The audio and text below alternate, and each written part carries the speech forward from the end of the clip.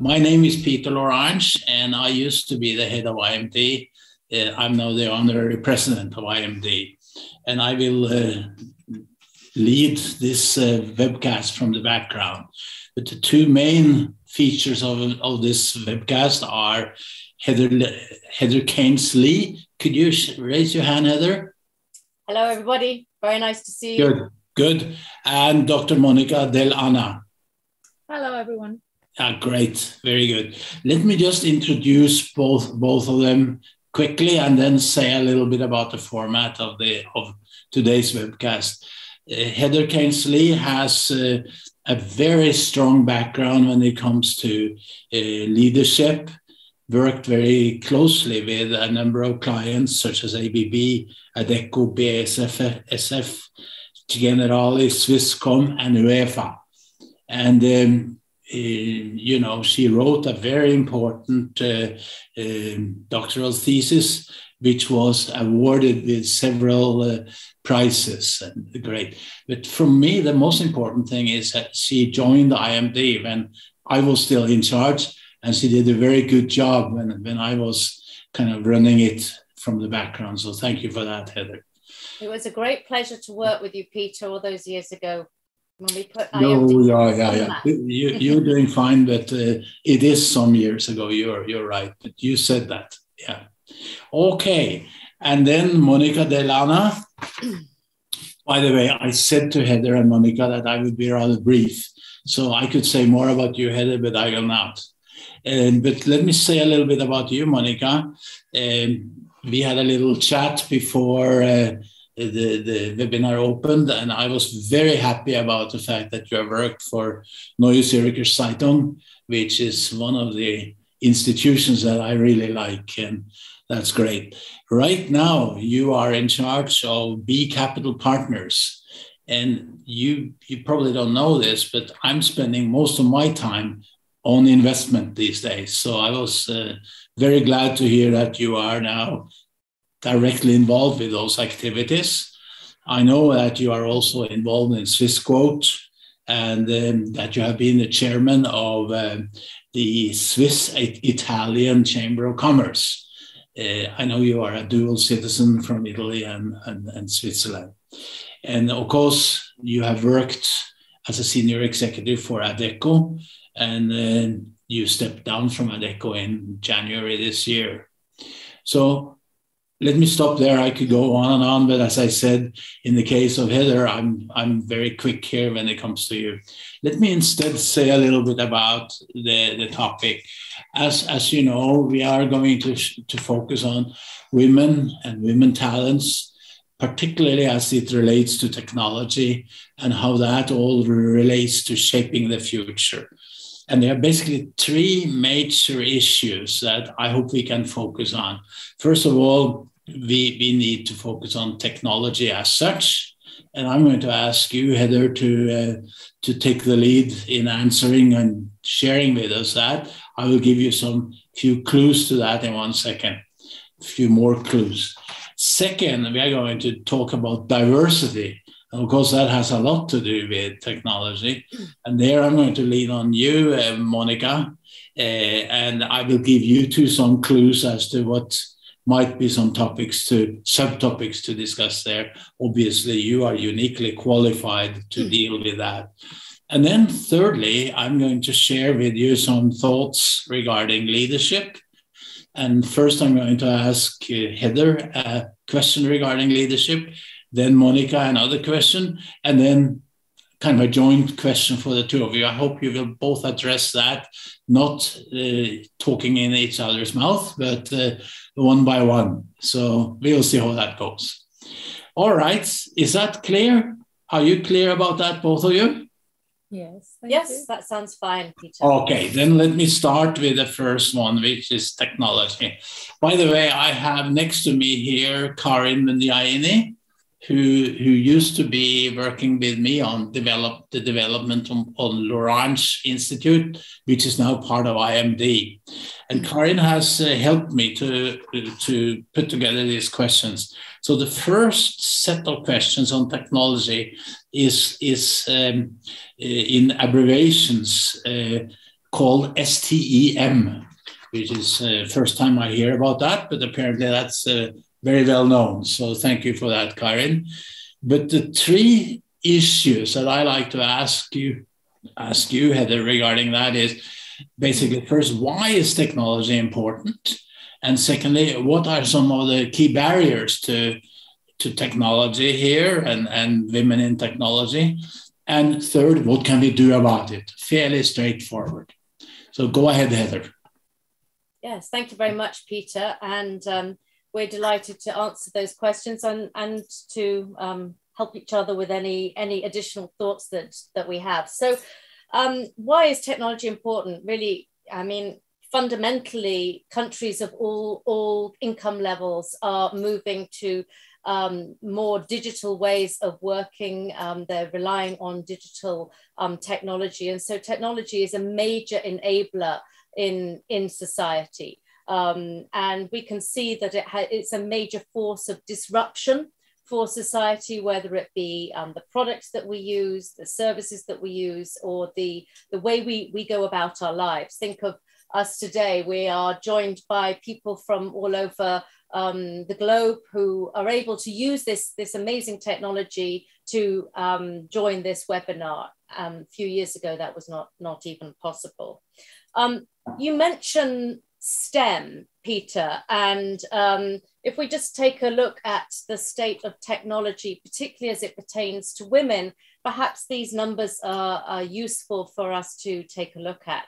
So you can see there, we've just put together a few numbers that relate to STEM. So STEM is science, technology, engineering, and maths. And it's really essential for the world because these skills are essential for fueling the kind of technical revolution that we are seeing.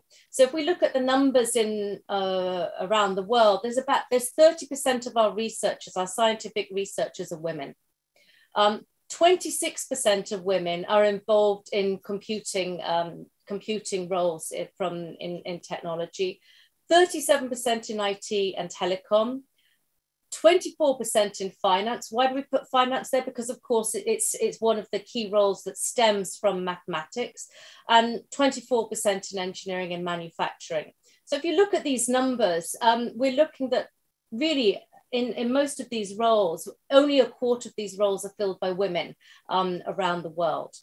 And so we think that there is a much greater, women account for 50% of the population, and there is a lot more that they can bring to the state of technology as we move forward.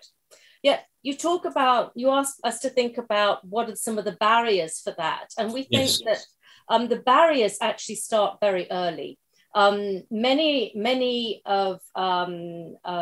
people are socialized by norms of society, gendered norms that are subjects that are appropriate for girls, subjects that are appropriate for boys. And in many countries around the world, there is what's called the maths misconception. Yes. What's the maths misconception? It's really that maths is a subject for boys and not so much for girls.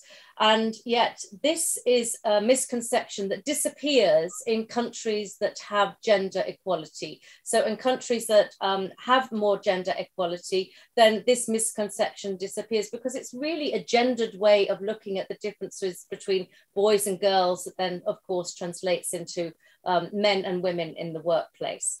And if we give an example, even from here in Switzerland, where we have a fantastic education system, my eldest daughter was one of only 3 girls who studied in a class of maths and physics in high school. So 3 out of 24 girls studying maths and physics at the age of 16. This is what we're talking about in terms of some of the barriers. So this is one of the things that we need to address in order to bring more women into the kinds of roles that you're seeing on the screen today. Yes. And then you would add, Monica? Yeah, that's absolutely also my experience. I did study engineering, so I can really relate to what you say. And the reaction of people when I was saying I'm going to study engineering was, was very clear. Yes. Not for you, why are you doing this?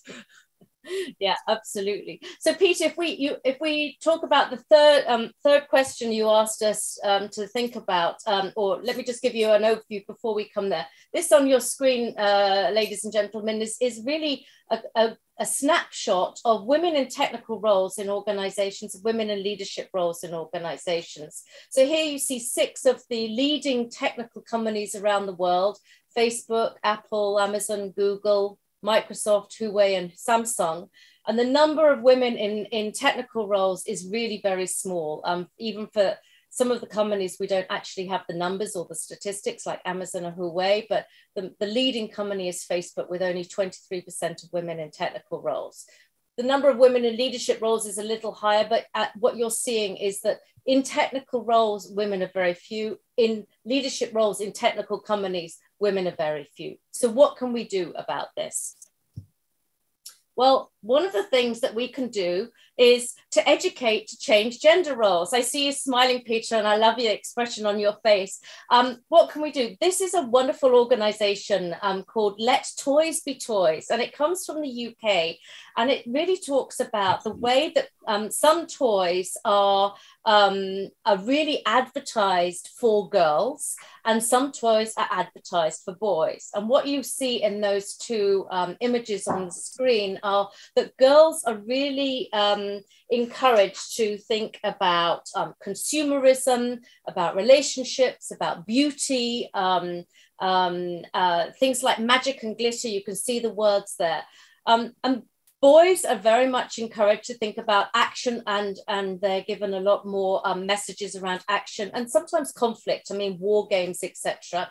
So one of the things that we can do for all of us in society, and I'm looking at us not only as educators and managers, but also as parents and citizens in the roles that we have in the world, is to actually start addressing the gender norms that children grow up with, because this is absolutely essential. So what the research shows is that when toys are marketed for girls and boys, that they show girls and boys playing together, words like adventure, collaboration, adventure are much more prominent, and that those are the ways that we are seeing that can make a change to society. Another way that we can educate is there's some fantastic organizations around the world that really address this lack of girls moving into the tech STEM topic. So there's an organization called Girls Who Code, and their mission is really to help address the number of females who are in the coding and tech industry. And actually, very worryingly, 30 years ago, there were more girls going into computing than there are today. So they're really on a mission to support girls moving into coding. And then just up the road with our organization, EPFL, there's a wonderful foundation called Women in Science and Humanities. So we can partner with organizations like them, or partner with the UNESCO and L'Oreal for Women in Science organization. And this is an organization that has absolutely helped to propel the number of women researchers, and which has resulted in more visibility as role models for ladies and women who are undertaking scientific research. So really important at the ground roots level to educate in terms of gender roles, and to forge relationships with organizations such as these. And these exist in most countries of the world. There will be one in the country that you live in. I'm certain about that. And then what can we do if we think about organizations? Well, one of the things that we need to do in organizations is to address the culture in tech. So you see here an image of Melinda Gates, who talks about the tech industry needing to fix its gender problem, because one of the issues is there's fewer women in the pipeline, but when they actually get into these roles, then the culture can be actually very problematic for women in tech, in terms of being not so inclusive, expecting women to adapt to particular more masculine ways of doing things.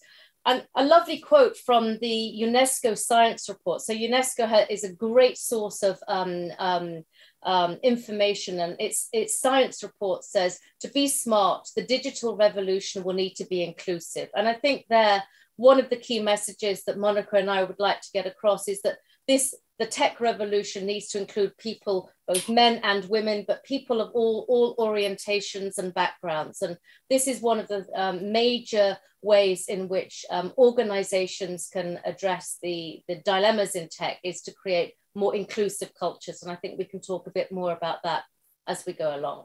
So I hope that gives a bit of an overview of women and tech to start us off. Yes, it does. And thank you very much. I really appreciate this. And just one quick comment before I pass it on to you, Monica. When I went through the Norwegian School of Management as an undergraduate, we were 125 males and 3 females. So that was in the Stone Age, and you can see that I'm very old. But I used to be on the board of EPFL for 10 years, stepped down about 3 years ago. And it's interesting to see, both when it comes to EPFL and the Zurich sister organization, Adjunct, that you see a dramatic increase in women at those 2 places. And if you take the Norwegian School of Management, today 54% of the students are women, and obviously the rest 46 are men. So it's a big difference from my time and to what's going on now, which is wonderful. And I really like that. What can we do? Toy analogs between girls and guys. And I want to pass that on to the 2 heads of EPFL and ETH, because it's smack on. It's very good. So great. Okay, I'm moving on to you now, Monica. And I guess you could comment about this, but I'd like you to comment about something else. And this is called VUCA by Karin. And it stands for volatility, uncertainty, complexity, and ambiguity. And this is obvious to you, but it was new to me. And I have kind of 3 issues there I want to ask you to see if you can address, Monica. Kind of, why is diversity important? And you must have thought a lot about that. What are the barriers to address here? And what can we do about it? Thank you, Peter. So the last 2 years pandemics showed us that we do live in a VUCA world. So the change, the pace of change, the incredible pace of change poses a lot of challenges. And in a recent study, for example, for Alex Partners, 94% of executives think that the business model of the company must change in the next 3 years. 57% say that their organization are not adapting quick enough. And 2 out of 3 think that the main issues they will be confronted with are digitalization, of course, and talent. So why am I bringing up this? Is because there are some solutions that we can rely on to face this changing world. And one of these solutions, it is women. And it is because of 2 very, very simple reasons. Reason number 1 is that we need a lot of talent in order to face these transformations. Heather mentioned we need a lot of talent in tech, but not only. We need a lot of talent also in leadership. We will talk about this after. So we need a lot of talent. So my question is very simple. Why do we rely only on 50% of the population? So we need to address the rest as well. First reason. The second reason is a bit more subtle one, which is in a VUCA world, you really need a lot of diversity, and diversity in a very generic sense. You need people that approach problems in a different way. They are very flexible, they can move very fast, they can cooperate, collaborate, communicate. And there are a couple of studies showing that women have a particular skills in this area. So I think we should really try and bring more women in the working environment, not only about management or executive positions at the moment, just more women in the working environment in order to be able to face the challenges that we have in this new world, if it is new. So I think that's the reason why. These are the two reasons why. If we now move to, okay, well, which are the barriers? Yeah, here you see one of these barriers, or you see the reality. We don't have enough women there. And here you see one of the first things, which is we don't have a pipeline. We don't have women, and this goes back also to your point, just bringing women in tech so that they can then contribute to this world is very, very difficult. But if you look at, I would mention probably 4 barriers that we have very evident. The first one was already mentioned, is how we raise our children. I mean, women are not destined to go to work and blah, blah, blah. I think we particularly see this in Switzerland. I'm not gonna add anything on this, but we all know what I mean, people living here. The second point is a lack of role models. It's very difficult to relate. You don't see women. There are a couple of very nice initiatives that show that women are, for example, not present enough in media. There was a study a few years ago showed that 17% of the population of a movie are women. Where is the rest?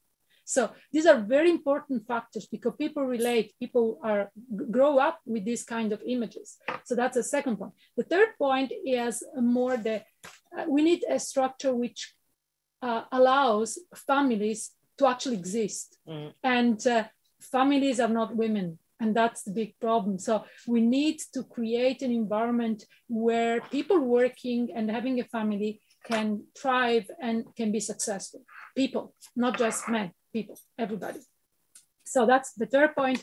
And the fourth point is probably the most important, and is culture.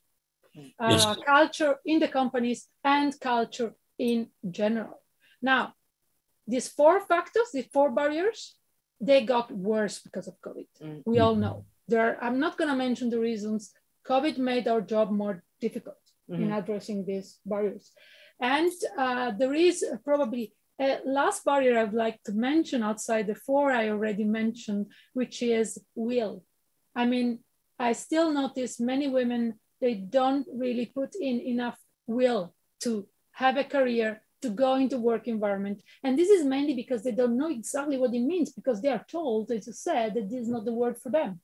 So I think we have to do a lot of work in this area. So if we come to the solution, so to speak, there are a series of things we can do, and many are the ones that you already mentioned, Heather, but there is very important this fact of creating the structures for families to thrive. Here is a good example of what people expect, and not only women, everybody expect more flexibility, expect the acknowledgement that life is not only what you do in the office, life is a lot of other things. And it is very important that by designing the new workplace, you know, everybody's talking at the moment, okay, what is the workplace of the future? Because we had this interruption, we learned a lot, we wanna move to a new world of work. Now there is fundamental to be very, very cautious and design this environment so that these factors are taken into account. Role models, I will not go there. So there are solutions there also, how we can give a different image. Yes, I will mention one initiative because I love it. It's an initiative from Rinia in Switzerland, which is Equal Voice. And this initiative is basically, you mentioned media, Peter, and Jens said at the beginning. Yes. Media play a fundamental role. And this initiative is very simple. They're just measuring how many women are interviewed, how many women are apparent in a newspaper, how many women are portrayed, and this helps a lot to acknowledge that there is not equity. There is not yet a world where women have enough place. And however, one of the measures which is fundamental because touches upon culture, which is what I mentioned as one of these 4 barriers, one of these elements is integration. So one thing is to have diverse people. The other one is the people feel integrated. If they don't, they will go. So integration is a very, very important part of the equation. And there is a recent study of McKinsey saying that there are 3 elements which are fundamental to make sure that the environment is an environment of integrating people. And the first one is, again, to take into account that people have a different part of their life that you're not seeing as a leader, for example. The second part is team building.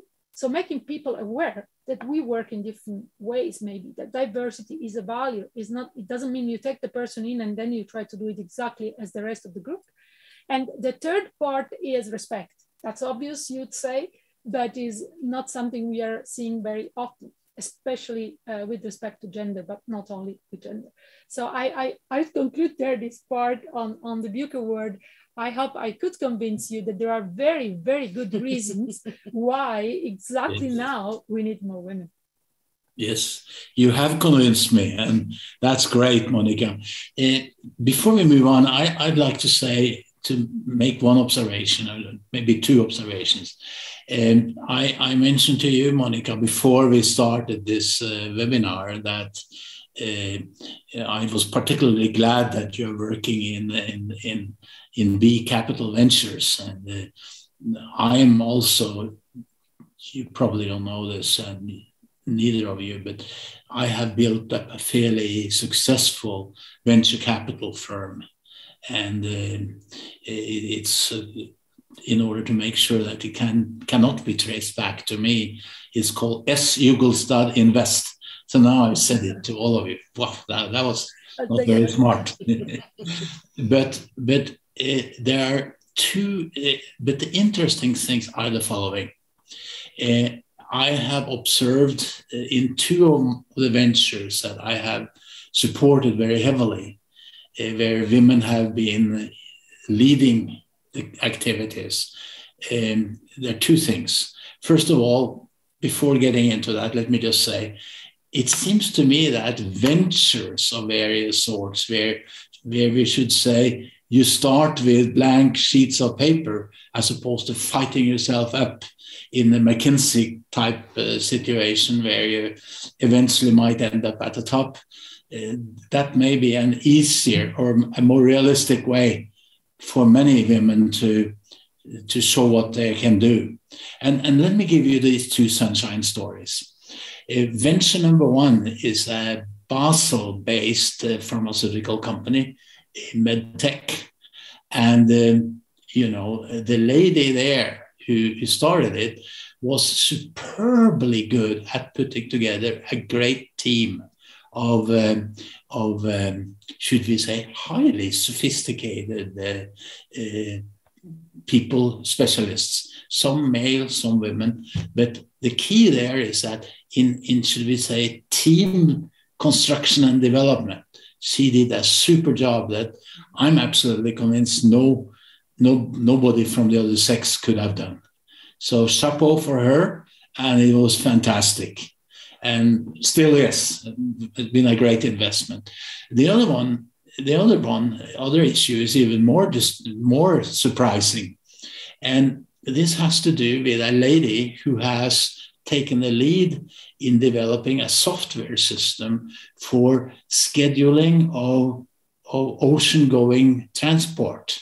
In other words, ships. And, this is basically a very backward-oriented, typically male-driven industry.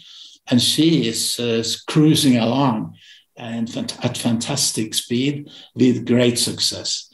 And here I must say that her marketing capabilities are great. Not only charming, but she is bringing, should we say, really good substance to the table in a good, down-to-earth way. And I like the fact that marketing for her is very natural, based on the realities. And that's really great news. It's just she's not a technical nerd, nor playing or anything else, but really impressive. And it's really good to see this. I don't think anybody else could have done that. It's been a great investment. So what I have done, and this is back to your comment about the press, Monica, I have written a small article that's coming out in European Business about this, because I think to just talk about success stories of this kind are very, very important. Really right, Peter, that actually this is part of how, the more we make women role models visible, both in the media, yes, and in our environments, the more we help build a more inclusive society, not just for women, but absolutely, absolutely, Heather, and I totally agree. And again, I think the good news is let's talk about success stories. Yep. Let's not get hung up in too much percentages and numbers and all of that, but focus on what's really working. Yeah. And there are plenty of good examples.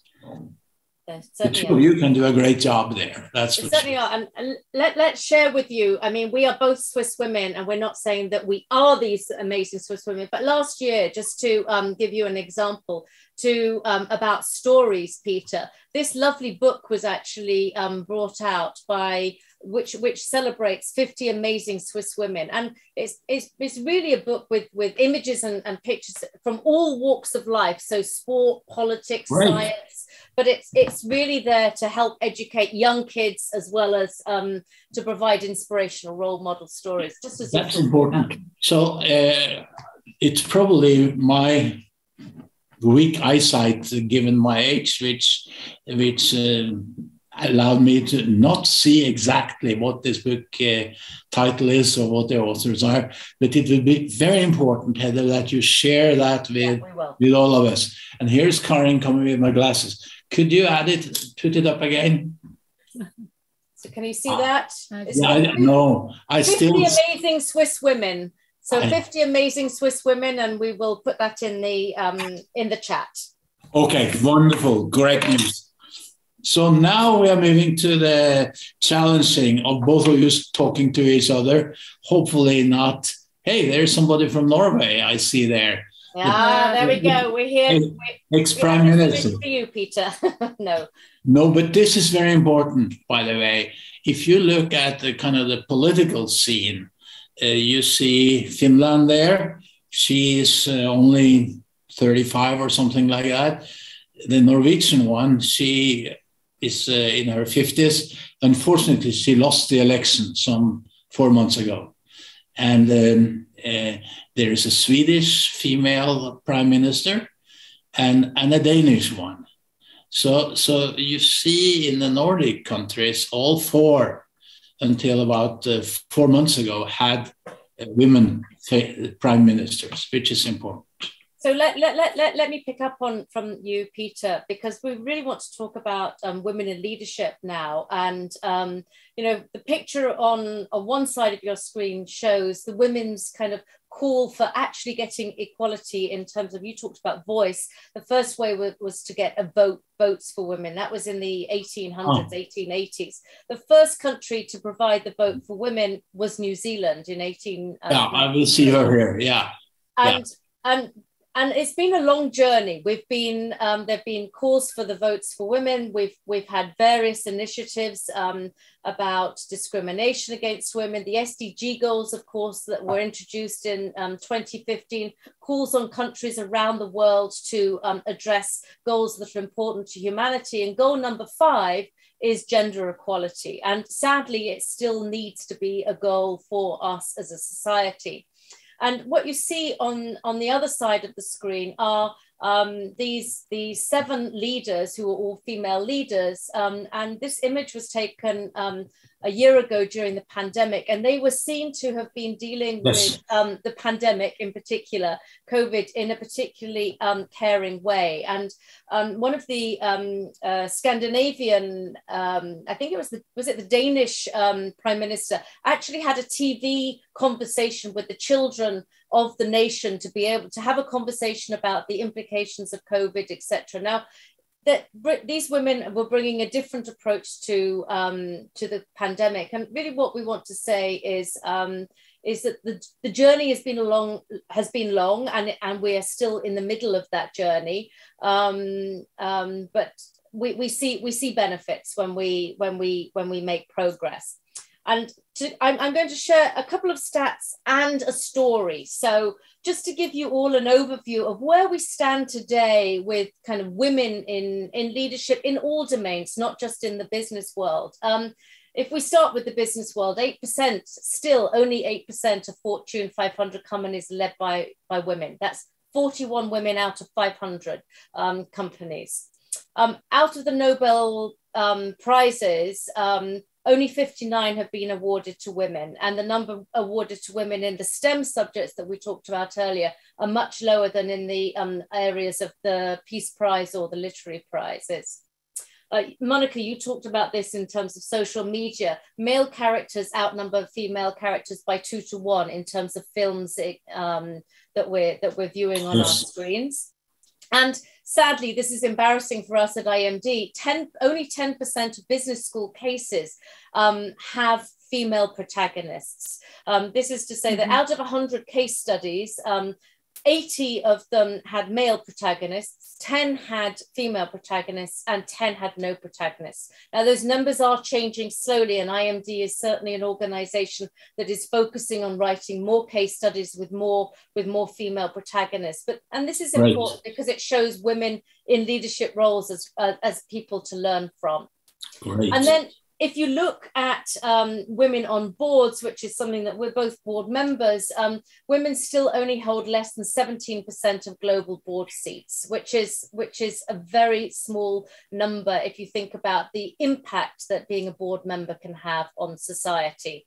And again, coming back to the political domain that you mentioned, Peter, 24%, so less than a quarter of our parliamentarians around the world are leaders are women. So that's just some of the stats. But if I put up an image in the middle of the screen, do you know what this image is, Peter? Maybe it's unfair to ask you, but... I see it says NOR, that probably means Norway. Yeah, exactly. Well done. It's the Norwegian women's handball team. And last year, they were fined 150 euros each, or a total of 1,500 euros, because they wore those shorts that you see on the screen instead of the tiny little bikini shorts that was the mandatory kit. So this is the kind of stories that the media is portraying that I think we need to address in order to build more women in leadership today. So we just wanted to share with you a little bit of the background about, what the story is in women in leadership in general in our society, before we address some of the things that we can do about it. Yes, this is good. Just so that we all of the viewers understand this.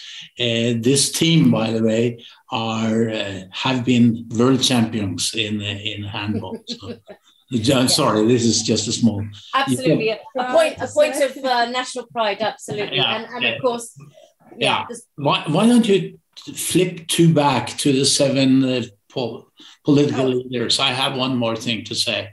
Okay, let's have a look at that, and then we'd like to play a short video about the situation of leadership today. As you all know from now, I'm originally from Norway, and I spoke with this lady, the Prime Minister of Norway, until 4 months ago, and I said, why is it that you have done so well in COVID? And she said, I think it has to do with the fact that we are better at listening. We are better at really taking the signals. And I thought that was a very insightful thing. I asked, have you discussed that with the other leaders? And she said, yes, I have. And that to me was an eye-opener, that, a lot of what's going on in organizations and in leadership has to do with listening. And okay, let's move on now to this thing. Let's first get the film. I understand from Karin that this is very short. It's just 2 minutes film. Do you want to say? Go ahead. Yeah, it's good. Okay. So this is a short video, and it shows what it's called the Career Games. It comes from the Advanced organization in Switzerland, and it shows what the world of work would, how children would do sport at school if they played by the current rules of work. And if you haven't seen this film, it's a great film to bring about conversations about DE&I.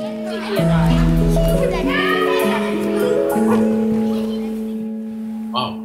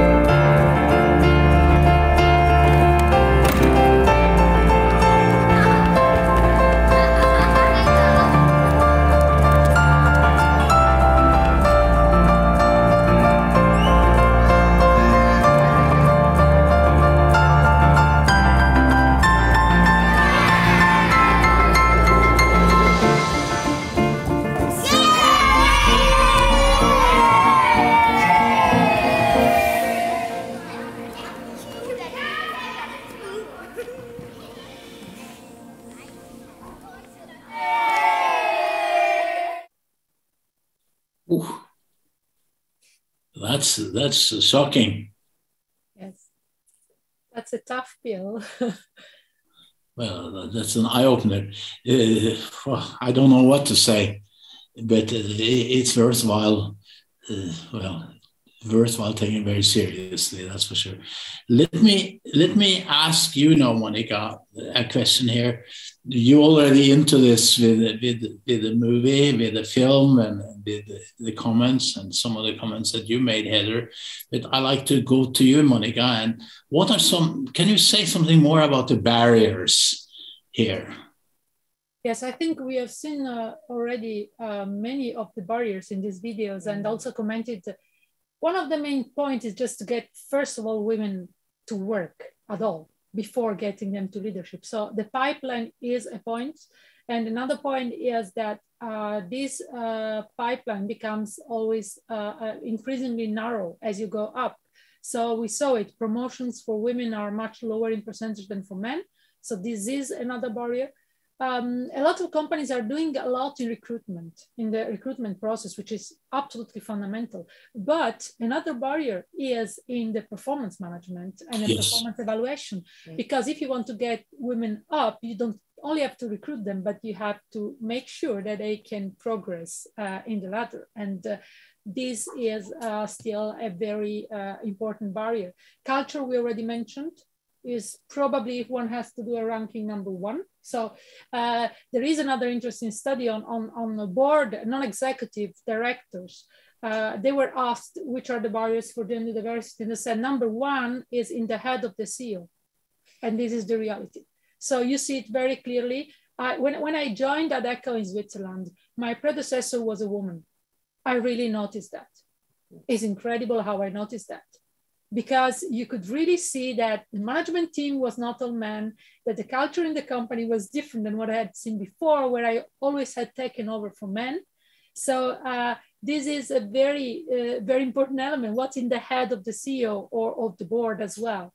And the second element they mentioned, and this is also a very fair one, is something I was mentioning also before, women have to want it. Women have to see that it is possible. And it is possible because you can create the conditions.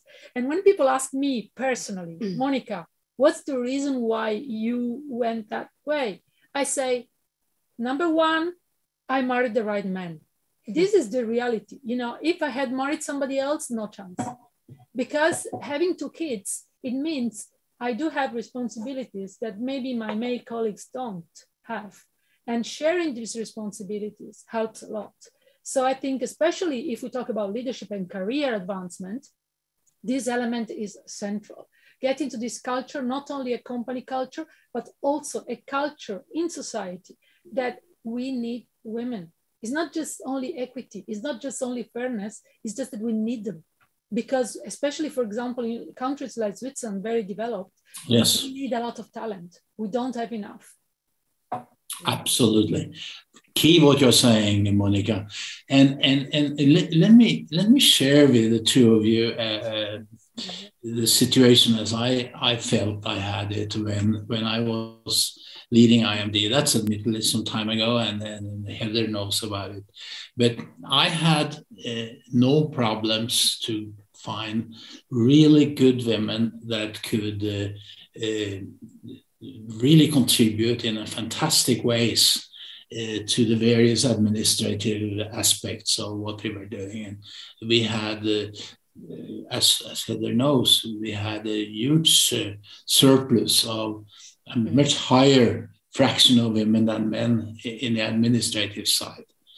But, you know, and on the board also, we had no problems. The problem was when it came to the faculty. And you know, I was there as a president of IMD. I was like, should we say, like a coach of a first division soccer team in the UK. And how do you find these soccer players? And unfortunately, it turned out that very many of the various schools we were looking at to get faculty members, they were not dealing with this issue of bringing women talent up at a in a good, balanced way. So I was faced with huge imbalances when it came to, should we say, the talent pools I was looking at. And I really didn't make much progress when it came to changing the, should we say, the faculty mix. I know that has changed now, but it's still a problem. And I think this is back to what you pointed out earlier, that, and the film points out, it starts early. And you know, there are no quick fixes really when it comes to many of these things. And my willingness was there, but as a soccer coach, I couldn't really do all that much. They're very frustrating. I could do quite a lot when it came to, should we say, the support side, the administrative side. I could do a lot when it came to the board side, but when it came to the, should we say, the faculty, I was more or less stuck, even though we made some progress, but not enough. I think, Peter, one of the things that is possible to do that is useful for us to all think about is something that's called greedy work. There's a great book that's come out in the last year by Claudia Goldin. Yes. People are aware of it, but it's called Career and Family. And she's a Harvard professor who has really studied careers for a long time. And she's looked at tracing female graduates and really says that one of the biggest barriers that females face, and this, we can talk about this in tech, we can talk about this in whatever segment of society we like, but is that often very senior jobs are very greedy in terms of time, and they're not compatible with flexibility, which is one of the things that Monica was talking about earlier with the requirement that the pandemic, because actually one of the silver linings of the pandemic is for us to really focus on much more flexible ways of working, and more flexible ways of working are useful for leveling the playing field for couples to be able to manage home responsibilities, caring responsibilities, as well as those responsibilities at work. And it's really, what can companies do to help with this issue of greedy work? And there are all sorts of ideas that can support that, whether it be helping to have kindergartens on site, or helping to partners to think through how they approach that kind of dilemma.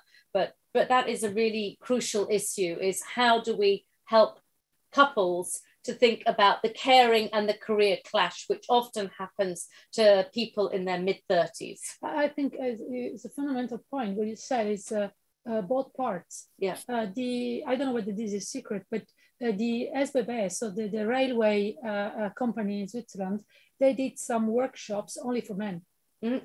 That was before the pandemic, just to show them how complex is for a woman to like have this kind of career, and how much they should support so that this is possible. Because they were faced with the lack of talents. I mean, that's the problem. If you look at it in a very rational way, not like ethic or ideologies, we need these people, and they're there at home. Yes, they could be somewhere else. but you know, you are touching on several very important issues here, and one issue which I think we all have to agree on is that the classical organizational structures, whether it's in academia or big business, back to my little example with those two entrepreneurs in contrast, it's often a problem in making, should we say, this happen with more flexible work. And I was working with your husband, Heather Walter, and we had there in a school that we started after I had left IMD, namely the Lorange Institute. We brought in faculty as we needed them, very much based on virtual thinking also. And that allowed them to be flexible, because we were not kind of asking faculty to produce, to be promoted, or to get fixed long-term employments or this or that. We simply asked them to, do a good job. and do it in a way that was fine with their family situation, with everything else. And that we were able to really attract some fantastic female contributors, much more progress than we had at IMD. But it just underscores that we had a very much more, a less well-defined organizational context for all of this, which I was quite shocked how bad that was. And that brings me back to another comment. Somebody, I think it was you, Heather, who said that it may have to do with small things like kindergartens and things like that. And when I was at IMD, we had a kindergarten. Mm-hmm. Then some people, after I left, felt that we need that space for offices. And the kindergarten is gone because appropriately we needed offices. But of course, it's an issue. It's not a matter of only getting more offices. It's also a matter of making it much harder for women to combine family and work in the organization. And very often there are not well thought out decisions that make things more difficult. I don't know whether I was clear on this or not, but my sense is that it was not well thought out to lead the kindergarten. By the way, I also had, during my time, we had a huge space for physical training, which is a similar thing. That's all now offices, which I don't think makes sense, if you ask me.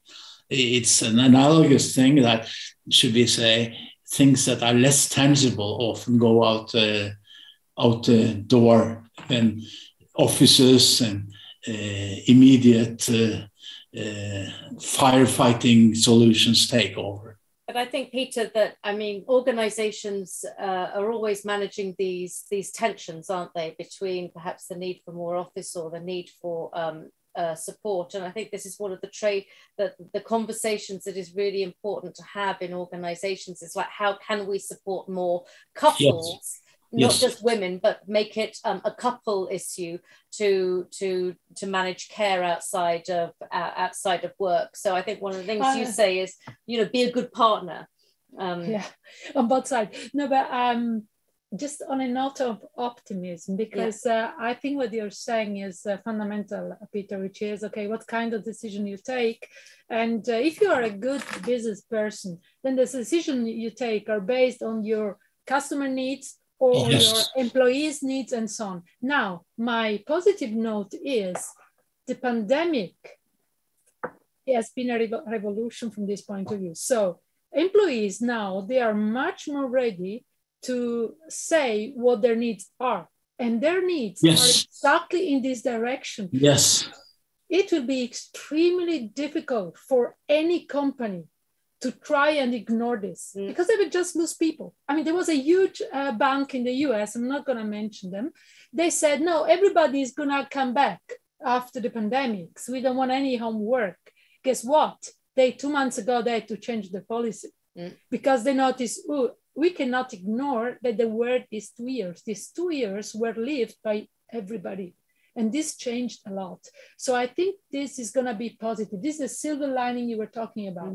I'm really convinced this will help us also concerning gender diversity, because this element is very important, not only for women, it's important for men, because there is an increased awareness that men have to take more responsibility, but they have also to be put in the condition of doing this. So I think I'm always very positive and optimist. I think this is what we will see in the next month. I think one final comment also, Peter, is that we work with many companies who have these employee resource networks. So, whether it be women's networks or networks for all sorts of different groups in organization, people with disabilities, people from different sexual orientations. And I think that this is one of the ways that companies are really addressing the needs of their employees by giving them a voice, by giving them an ability to influence the cultures in which they work. And so we really encourage that these organizations continue to have employee networks, and that they forge links with organizations in society that do support women and different groups. Yeah. And I think both of you alluded to it, but you know, it's a battle for finding talents so that business can grow. And we have to look at 100% of the talent pool to make that happen. And not only that, but the talent pool, it's not only, should we say, homogeneous talents, but we need more talents which have to do with listening and understanding the customers. And there is where, look at, for instance, the 10 most valuable companies in the US today. None of them were on the list 10 years ago.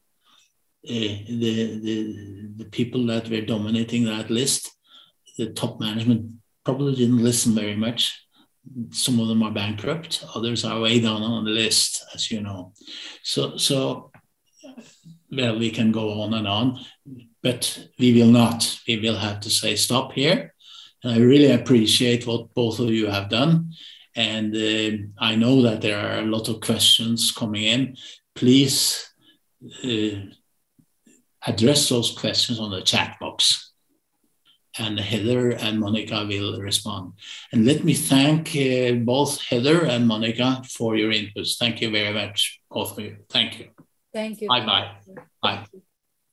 Thank you very much, everybody. We're very happy to have had this conversation with you. Bye-bye. Bye.